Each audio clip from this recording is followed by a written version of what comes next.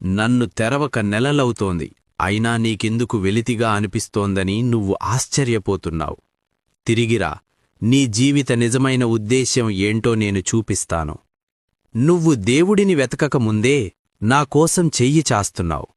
నన్ను కిందపెట్టు, ముందు ప్రార్థించు, పూర్తి ఏకాగ్రతతో ఉండు. నన్ను ప్రేమించడం నిన్ను నాశనం చేస్తుంది, కానీ దేవుడికి మొదటి స్థానం ఇచ్చి నిజాయితీగా కష్టపడితే నీకు కావాల్సినవన్నీ ఆయన ఎప్పుడూ సమకూరుస్తాడు. నాలో వచ్చే లైక్స్ నువ్వు పదే పదే చూసుకుంటూ ఉంటావు. ఒక పరిపూర్ణమైన వ్యక్తిని సిలువవేసిన ఈ లోకం నుండి నువ్వు గుర్తింపును ఎందుకు కోరుకుంటున్నావు? సమాజాన్ని కాదు, ముందు నీ ఆత్మని పోషించుకో. నువ్వు ఎప్పుడూ నామీదే పనిచేస్తుంటావు, కాని అసలు ఆ ఉద్యోగాన్ని నీకు ఇచ్చింది ఎవరో మరిచిపోతున్నావు.